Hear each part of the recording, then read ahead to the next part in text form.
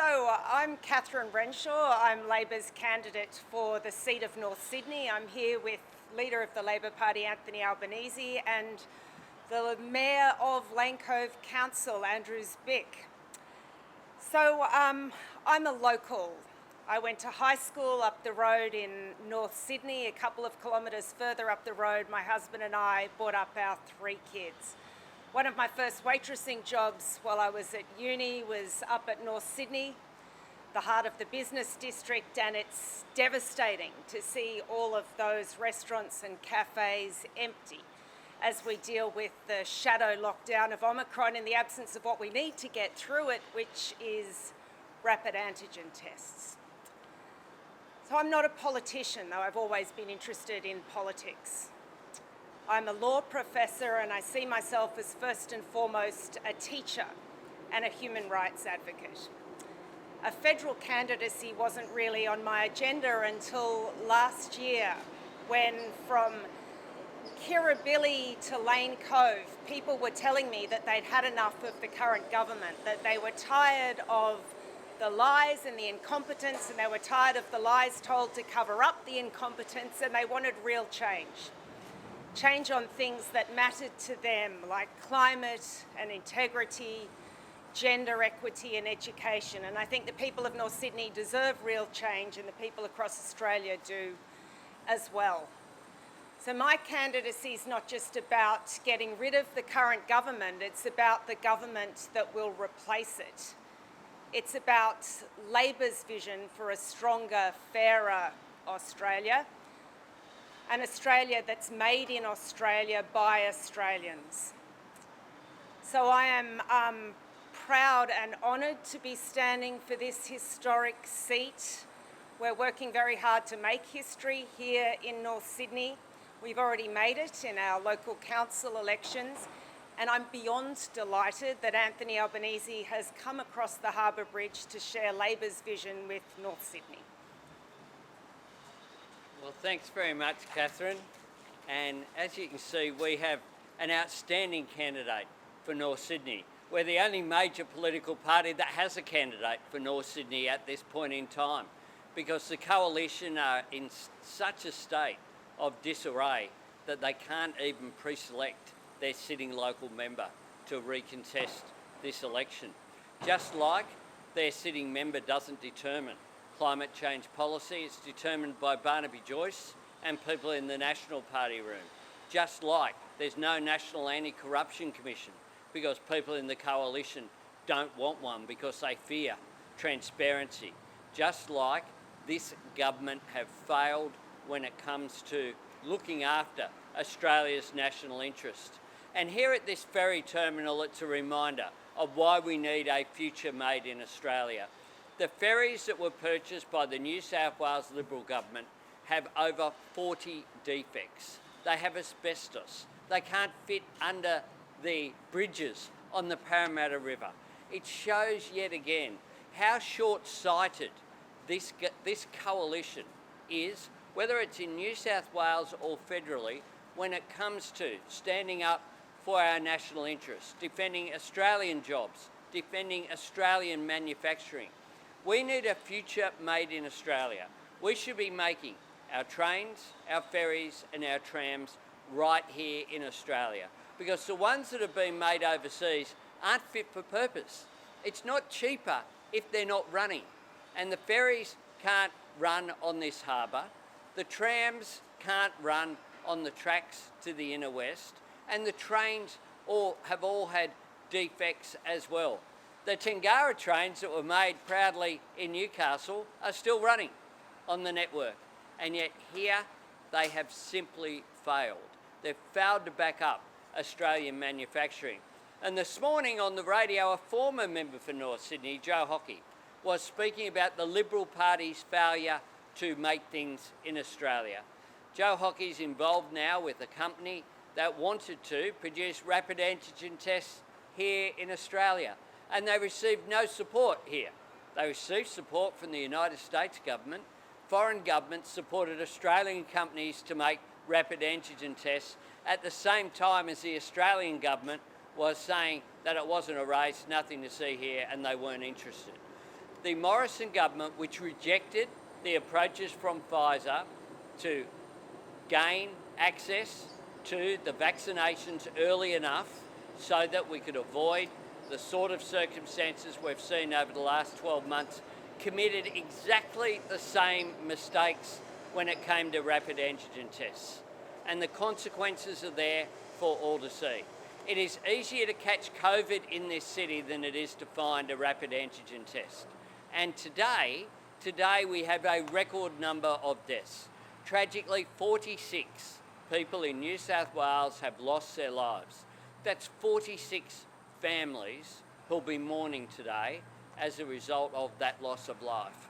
Over 600 families will be mourning as a result of the loss of life in just the last week, our deadliest week. Australia needs to do better. We need to learn the lessons from the crisis, and the lesson is we need to be more self-reliant, more resilient. We need to stand up for Australia's own interests, for Australian jobs.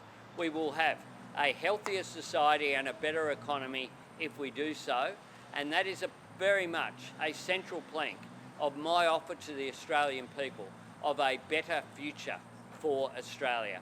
A better future that includes representing people in this electorate of North Sydney and representing people wherever they live right throughout the country. Happy to take questions. Is it too late now for Aussie-made rats? It is not, because we are going to need rapid antigen tests into the future. It's extraordinary that of all the tests that have been approved, only one is Australian made. It's also extraordinary that even the offers that have been made, I've been approached by companies that had access to rapid antigen tests at a price as low as $3.25 and $4 including freight from overseas, and knocked back by the government. The truth is that Australians are having difficulty finding a rapid antigen test, and if they can find one, then it's more difficult than to pay for it, because this government should have made rapid antigen tests accessible and free. That's what common sense tells you, and that's what Medicare is there for. This government seem to think that it's interfering with the market if you give people a rapid antigen test. It says a lot about their mindset when it comes to Medicare and the health system. They don't really believe in the free and universal provision of healthcare.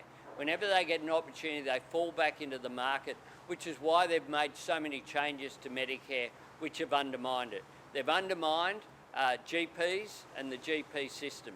They've removed whole regional areas from the support that's there for Medicare and bulk billing. They have changed the schedule, the Medicare schedule, on almost 1,000 different items, changed from July 1 last year without any proper consultation. They have failed when it comes to supporting the Australian-based manufacturers. We should be a country that manufactures mRNA vaccines here. The Minister for Industry 2 ago said that that would happen in the next 9 or 12 months. She said that almost 18 months ago when she was the minister, the current Minister for Home Affairs. The truth is that this government have been complacent. They've always said that it's not a race, and it always was.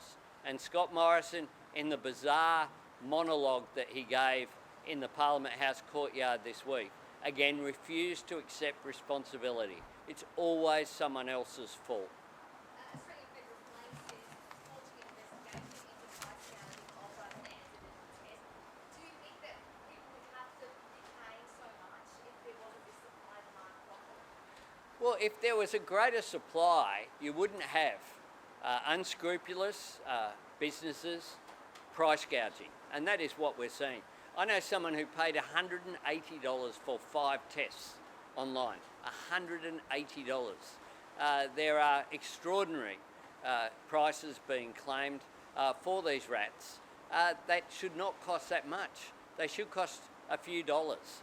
That's the price of which they're going to other countries that have bought en masse. The Biden administration, the Boris Johnson administration in the UK, other countries in Europe, Singapore, all bought en masse rapid antigen tests and they made them available to their populations. You spoke of a lack of candidates supplied by the Liberal Party in New South Wales. It seems that the Prime Minister's trying to hold the New South Wales Liberal Party to ransom to bring in his own candidates. Has the Prime Minister lost sight of what democracy really means? Well, the Prime Minister has lost sight of what democracy means. Even within the Liberal Party, he can't find himself to field candidates here in New South Wales. There are 10 seats in New South Wales, including North Sydney, where the Liberal Party don't have a candidate. We have chaos within the Liberal Party. And here, just up the road here in Willoughby, which is, of course, in a part of this area, you had Gladys Berejiklian's candidate knocked over by a far-right candidate, a far-right ideologue in the Liberal Party. And that's the thing, if you vote Liberal, then you don't get moderate outcomes. If you vote Liberal more and more, you get hard-right outcomes. And that's one of the things that we're seeing with response to climate change, with response to buying Australian, with response to protecting safety of women. On so many issues, the hard right of the Liberal Party are in control. And here we have Scott Morrison with his little band, led by Alex Hawke here in New South Wales, who aren't liked by either the left or the right of the Liberal Party, just engaging in a stalling tactic against their own members. If they treat their own members with such contempt, then you can imagine what they think of the Australian voters, who they expect to just go and vote for them regardless. Well, here in North Sydney, we're putting up a serious candidate in Catherine Renshaw, a professor of law at the University of Western Sydney, someone who has lived in this community, raised a family in this community, someone who will represent this community and its views in the federal parliament, not make excuses and come out with things like higher targets on climate change that the government just dismisses, someone who will truly represent this electorate. And it's about time that this electorate not be taken for granted. Labor's taking it seriously, that's why I'm here today. Mark McGowan has done a great job in keeping West Australians safe, and the announcement that he has made is in direct response to the failure of the federal government to secure enough booster shots, to secure enough rapid antigen tests for the population. The reason why Mark McGowan has always made the right call based upon health advice, and I support Mark McGowan's decision. It's a difficult decision. I was intending to go to Western Australia on the 5th of February, and I know for many people they were keen to go to visit loved ones. But the first priority of Mark McGowan has been to keep West Australians safe. By getting the right health outcomes, he's got good economic outcomes.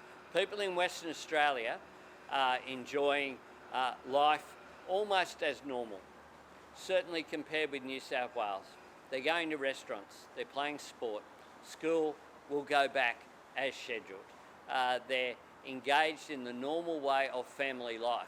Here in Sydney, people are making their own decisions to restrict their activity because they're anxious. Here in Sydney, I was standing outside an aged care home in Rhodes where people have difficulty seeing their loved ones. So many aged care homes locked out from people from outside in order to keep residents safe. Childcare centres are closed. Food is short. The fact is Mark McGowan's responded to the failure of the Morrison government. The boosters are later because the rollout of the vaccine was so late here in Australia because of the failure to secure supply, because Scott Morrison said it wasn't a race. If you believe that Mark McGowan has made the right call, then do you think other states made the wrong call in Open? Look, I haven't played Scott Morrison's game of criticising state premiers for decisions that they have made during the health crisis. State premiers have made decisions based upon health advice. I note that in Western Australia, Queensland, South Australia and Tasmania, there have been more restrictions for longer than here in New South Wales. But I haven't done what Scott Morrison's done, which is to play partisan politics, criticise some states. Scott Morrison, you'll recall, went to Queensland and said way back in June 2020, Scott Morrison spoke about opening things up to the economy, living with the virus. In January, he went and joked at the cricket about taking wickets with the virus. Well, Travis Head wasn't playing in that test because he had COVID. Australia wasn't taking wickets with the COVID. Australia did well in the cricket, but it wasn't because of COVID. And I think that Scott Morrison joking about it was pretty offensive to those people who are really doing it tough, who've lost loved ones or who have suffered as a result of catching COVID in their hundreds of thousands.